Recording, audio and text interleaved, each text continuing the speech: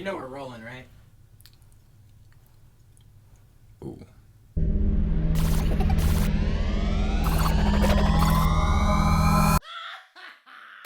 Hello, and welcome back to the channel. Today, we're going to be looking at a plugin called RC20, specifically as it deals with drums in this situation, but on a broader scale, how you can find new sounds with it and how you can create transitions with it. Yeah, so I don't got nothing more to say. We should just jump right in. It is my proud privilege, ladies and gentlemen, to present to you the RC20. I just found a wasp. What the?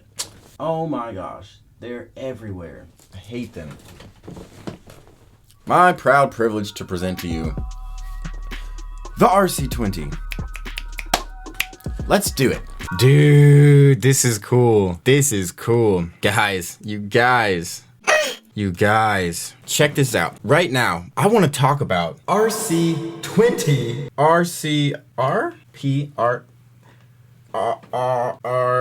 Oh, come on, I could do it. That's backwards though. I can't do it. I have editing. RC20. That's what I want to talk about right now. Woo. Specifically, it's got this crazy ability, this plugin. When you don't know what you need, you can just rifle through some presets. Don't be embarrassed about presets. Come on now. It's 2020. Whoever made this knows what they're doing more than I do.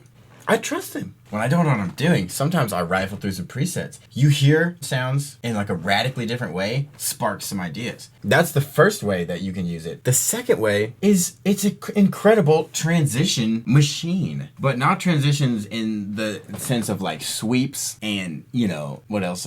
Sweeps, I don't know. Using the tracks you have and really quickly automating one slider, but it does a lot, that one slider, okay? And let me show you this. We're dealing with these drums.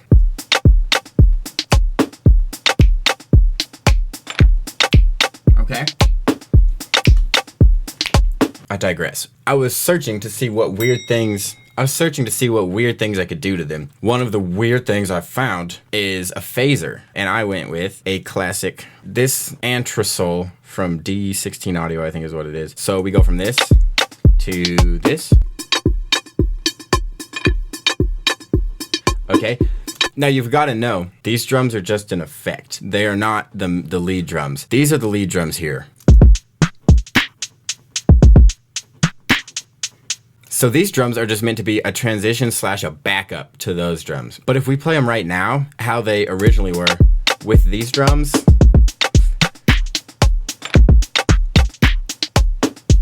it's no good. It just sounds like you've got two drum tracks playing at once. And it just is muddy and a little bit annoying. So let's try with the phaser on it. Does that help?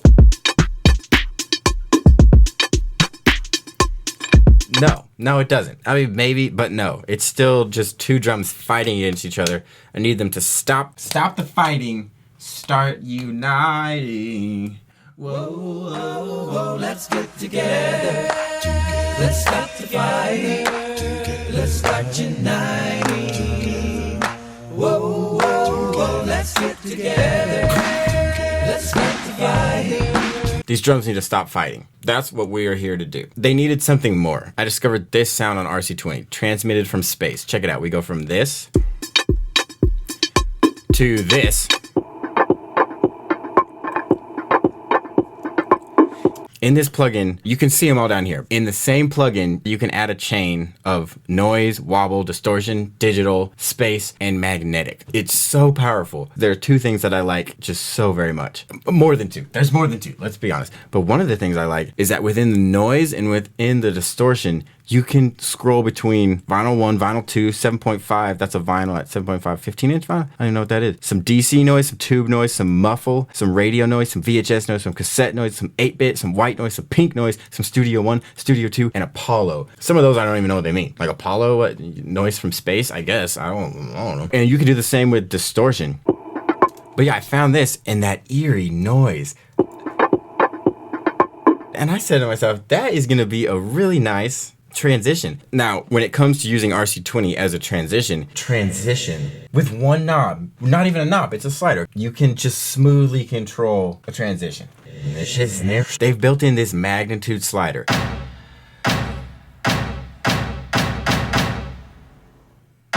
Now, do me a favor. I'm gonna do it a couple times. Watch every knob here. Watch every knob here. Watch the high and low cut. Literally everything proportionally changes. You're not just turning the mix up and down. It's more than that. You're proportionally, do you see what's happening? Do you see down here? We're getting bigger. Do you see this? It's widening. Do you see these things that are happening? Proportionally. It's so much more powerful than a mix knob.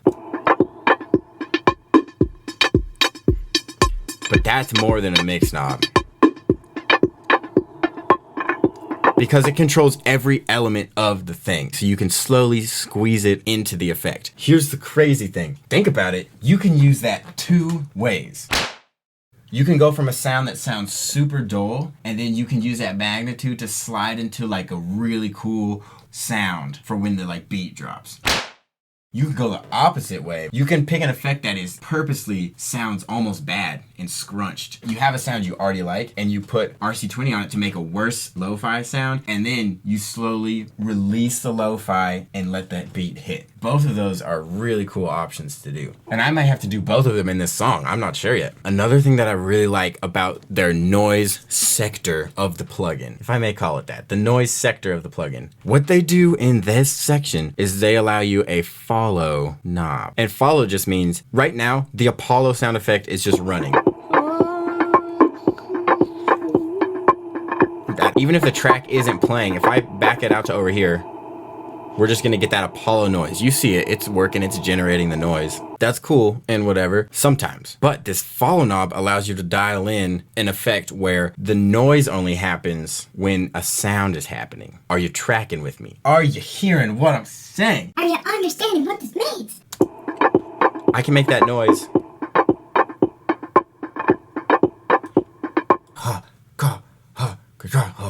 That is some character. I've used this before in some other beats. I'll put a link to those beats in the description below, where I've used this RC20 to take pats from my body and turn them into something that sounds like a snare drum. Imagine this. You can take this white noise, but when you turn the follow knob on, then it only works every time you slap. You add a little bit of you basically are adding snares to whatever your percussion is. You can turn anything into a snarey sounding thing. You can add texture to rhythmic things. Oh my goodness, it's powerful. So I like both of these sounds and I'm gonna use them in conjunction. I'm gonna be able to switch between one and the other really easily just by using the magnitude sliders. Check it out, these drums work together now.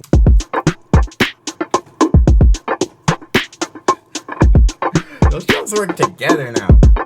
Stop the fighting. Whoa, let's get together. Yeah. I'm gonna automate these magnitude knobs to do my will. They will do what I say before the end. So I come find the first RC20 and I select this magnitude option. You see it right now, it's at 0, just like our normal drums.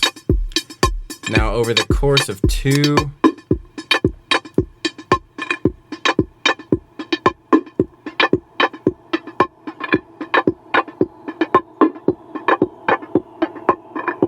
wow, I'm gonna put the slightest bit of curve on it just because things are curved in nature.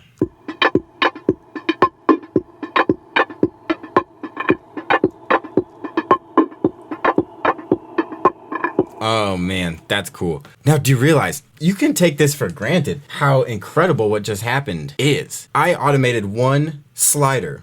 Just one slider to go from 0 to 100. But like really, I've automated the amount of noise, the amount of distortion, the amount of digital, and the amount of magnetic stuff, along with the width of the sample, the high and low cut of the sample, the tone of the sample. All of these things are being automated simultaneously. That's incredible. That's like 10 different automations happening with one slider. Here's the best part. I'm not stuck into these automations, you know what I mean? If I don't like the tone later on, I can still change the tone and it's not gonna do anything to the automation because the automation just sees what you've got and averages it. What? That is incredible. The freedom, the amount of experimentation you can do. Come on. Okay, let me finish this up real quick. So we've got that first one, and this next one is just a hard switch. We're gonna switch it hard. This is gonna go from magnitude 0. I could kind of swoop it in. Yeah, I can bring that down to 0 here. And I will bring up the second RC20's magnitude in the same amount of time. Let's see if that's a good transition. Yes, indeed. I mean, and honestly, let's just do it again. You might have seen the episode a couple days ago where we made this out of chimes.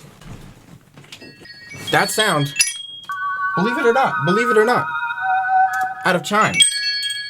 These. And you can check that video out here or in the description below. I'll have it linked.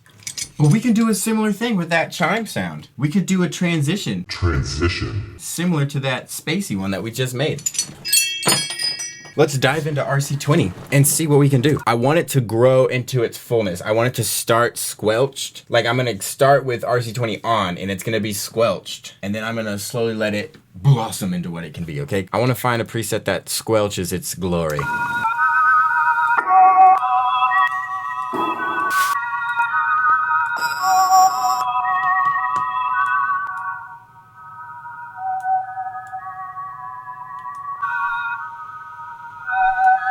Okay, you see how we go from squelched to not squelched? I'm gonna slowly let this jive in. Let's add the same automation. Found my one that I'm gonna go with. Go to RC20, go to magnitude, and I'm just gonna slowly let it grow till we're here. Now this one, I think I want a pretty good curve. Oh, opposite, I want opposite. This time I'm squelching it. I gotta think of this curve like backwards, basically. We got the drums changing. Simultaneously, we got this little chime sample changing.